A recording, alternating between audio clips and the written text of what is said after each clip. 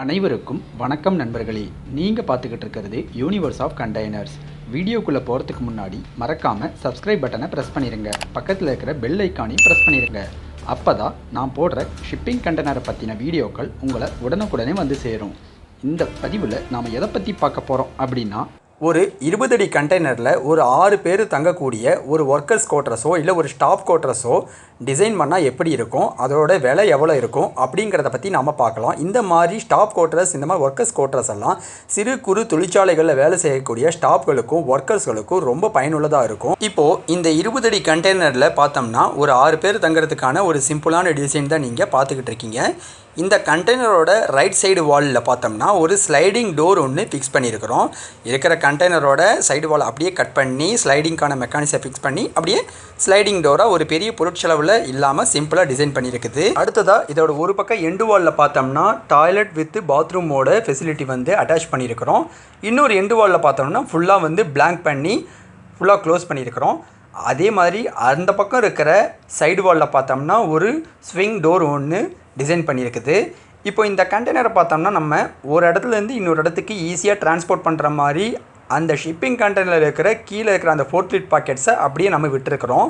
இதன் மூலமாக இப்போ ஒரு இடத்துலேருந்து இன்னொரு இடத்துக்கு வேறு ஒரு சைட்டுக்கு போகிறோம், வேறு ஒரு ப்ராஜெக்ட்டுக்கு போகிறோம், இந்த மாதிரி ஒரு 6 பேர்த்த கூப்பிட்டு போகணும், 10 பேர்த்த கூப்பிட்டு போகணும் அப்படின்னா இந்த கண்டெய்னரை கூட்ஸ் எடுத்துகிட்டு போகிறதுக்காகவும் பயன்படுத்திக்கலாம். ப்ளஸ் அங்கே போனதுக்கப்புறம் நம்மளுடைய ஒர்க்கர்ஸோ ஸ்டாஃப்ஸோ தங்கிறதுக்காக ப்ரொவிஷனும் நம்ம கொடுத்துக்கலாம். இப்போ இந்த கண்டெய்னரில் பார்த்தோம்னா இந்த எண்டு வாலில் பாத்ரூமும் டாய்லெட் இருக்கிற ஃபெசிலிட்டி பார்த்தோம்னா இருக்கிற எல்லா பைப்லைனும் வந்து நம்ம இந்த கண்டெய்னருக்குள்ளேயே இன்பில்டாகவே டிசைன் பண்ணி இதோட ஒர்க் எல்லாமே கம்ப்ளீட் பண்ணிக்கலாம். நம்ம எந்த சைட்டுக்கு போகிறோமோ எந்த இடத்துல வைக்கிறோமோ ஜஸ்ட் பைப் கனெக்ஷன் மட்டும் வெளியே இருந்து கனெக்ட் பண்ணால் போதும். நார்மலாக நம்ம வீட்டுக்கு எப்படி வந்து தண்ணி வசதி எல்லாமே வருதோ அதே போலவே இந்த கண்டெய்னர்லேயும் வந்து தண்ணி வசதி எல்லாமே உள்ளே வரும். இப்போது இந்த 20 அடி கண்டெய்னரில் பார்த்தோம்னா ஒரு 12 அடிக்கு ஒர்க்கர்ஸ் படுத்துக்கிறதுக்கான பெட்டுக்கான டிசைனே வந்து கொடுத்துருக்குது. மிச்சம் இருக்கிற 8 அடியில் தான் டாய்லெட்டு, பாத்ரூம் ப்ளஸ் ஒரு வாஷ் பேஷனும் வந்து டிசைன் பண்ணியிருக்குது. இப்போது இது எதுக்காக அப்படின்னா, இப்போ ஒரு 6 பேர் தங்குறாங்க, அவங்க ஜஸ்ட்டு ஃப்ரெஷ் ஆகிறதுக்கு தூங்கி எந்திரிக்கிறதுக்கு மட்டும்தான் வந்து இந்த கண்டெய்னரை வந்து டிசைன் பண்ணியிருக்கிறோம். அது பார்த்தோம்னா அந்த பாத்ரூம் டாய்லெட்டுக்கு 8 அடிக்கு ஒரு பார்ட்டிஷன் கொடுத்து அதுக்கு வெளியே ஒரு வாஷ் பேஷன் வச்சுருக்கிறோம். ஸோ அப்படிங்கும்போது ஒரு சின்ன ஒரு சமையலோ அந்த வாஷ் பேஷன் பக்கத்தில் வச்சு நம்ம பண்ணிக்கலாம். இப்போது இந்த பெட்டோட அமைப்பு எப்படி இருக்கும் அப்படிங்கிறத பற்றியும் பார்த்துடலாம். இப்போது இந்த பெட்டோட டிசைன் பார்த்தோம்னா நார்மலாக ட்ரெயினில் யூஸ் பண்ணுற 3 டயர் ஸ்லீப்பர் கிளாஸில் யூஸ் பண்ணுற பெட்டு டிசைன் தான் வந்து இந்த கண்டெய்னரில் யூஸ் பண்ணியிருக்குது.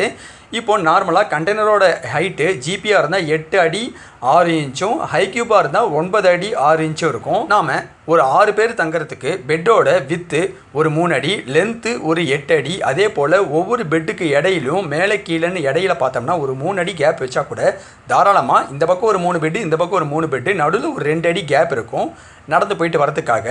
ஸோ இது போலையும் நம்மளால் ஒரு 20 அடி கண்டெய்னர் டிசைன் பண்ண முடியும். இது போல் இருக்கிற ஒரு 20 அடி கண்டெய்னரில் 6 பேர் தங்கக்கூடிய ஒர்க்கர்ஸ் குவார்ட்டர்ஸை செய்யறதுக்கு இதே மாதிரி இருக்க டிசைனில் செய்கிறதுக்கு எவ்வளவு செலவாகும் அப்படின்னு பார்த்தோம்னா, ஒரு கண்டெய்னரோட ரேட்டு ஒரு 1 லட்ச ரூபான்னு நம்ம வச்சா கூட இதுக்கு மேலே இதோட interior finishing, floor finishing, bathroom finishing, bathroom tiles finishing, bathroom fittings, plumbing work, electrical ஒர்க்குன்ட்டு இதுக்குள்ளே இருக்கிற மற்ற ஃபர்னிச்சர் எல்லாமே இன்க்ளூட் பண்ணி இதோட டோட்டல் பட்ஜெட்டு ஃபர்னிச்சரோடு சேர்த்து எவ்வளவு ஆகும் அப்படின்னு பார்த்தோம்னா அதிகபட்சம் ஒரு 6 லட்சத்துக்குள்ளே தான் ஆகும். இந்த 6 லட்சத்துக்கு மேலே போகவே போகாது.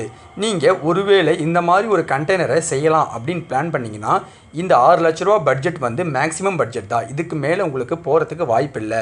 மேபி மேனுஃபேக்சரர் இந்த கண்டெய்னரில் போடுற மெட்டீரியல்ஸோட குவாலிட்டியை பொறுத்து இதோட பட்ஜெட் முன்ன பின்ன ஒரு 30,000 இல்லை 40,000 முன்ன பின்ன போகலாமே தவிர இதுக்கு மேலே ஆகிறதுக்கான வாய்ப்புகள் இல்லை. இதே போல் இந்த ஷிப்பிங் கண்டெய்னரை பயன்படுத்தி கண்டெய்னரில் வேறு என்னென்ன மாதிரி மாடிஃபிகேஷன் பண்ணலாம், வேறு என்னென்ன மாதிரி ஒரு கண்டெய்னரை டிசைன் பண்ணலாம் அப்படிங்கிறத நீங்கள் கமெண்ட்டில் சொல்லுங்கள். நான் அடுத்தடுத்த பதிவில் உங்களுக்காக அந்த டிசைனை ப்ரிப்பேர் பண்ணி நான் வீடியோவாக கன்வெர்ட் பண்ணி போடுறேன். இதுபோல் மேலும் பல ஷிப்பிங் கண்டெய்னர்களை பற்றின சுவாரஸ்யமான தகவல்களை தெரிஞ்சுக்கணுன்னா சப்ஸ்கிரைப் பண்ணுங்கள், லைக் பண்ணுங்கள், ஷேர் பண்ணுங்கள், மறக்காமல் கமெண்ட் பண்ணுங்கள். நன்றி, வணக்கம்.